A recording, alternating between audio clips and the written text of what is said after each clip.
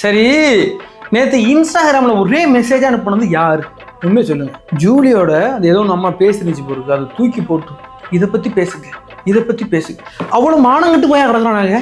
ஜூலியை பத்தியெல்லாம் பேசுற அளவுக்கு நாங்க மானங்கட்டு போய் அப்படி ஒரு உழப்பு பிழைக்கணும்னா இந்த உத்தரத்துல தூக்கு மாட்டி தூங்கிடும். உத்தரம் கூட கிடையாது, ஃபேன் ஊக்கு தான் இருக்கு, தூக்கு மாட்டி தூங்கிடும். நாங்கெல்லாம் சாட்டையை பேசுறதே அசிங்கம் நினைக்கிறோம், சாட்டையை பத்தி பேசுறதே அசிங்கம் நினைக்கிறோம். வேற வழி இல்லாம பேசிட்டு இருக்கிறோம்.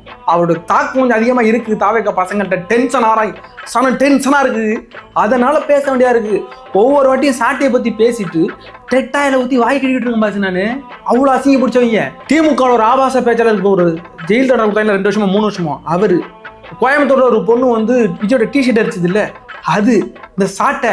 இவங்க பேரை சொல்றதே ஆபாசம், அசிங்கம்னு நினைக்கிறானாங்க. ஜூலியை பத்தி நான் பேசுனது பாக்குறீங்களா? நமக்கு 1000 வேலைகள் இருக்கு. நம்ம அடிக்க வேண்டியா பெரிய பெரிய ஆட்கள். சில்லறையை தூக்கிட்டு வராதிங்க பாஸ். சில்லறையா இருந்தாலும் பெரிய சில்லறையா இருந்தா பரவாயில்ல, ஏதோ நாம் தமிழர் கட்சியா சாட்டையா வேற வழி இல்லாம அடிக்கிறோம்.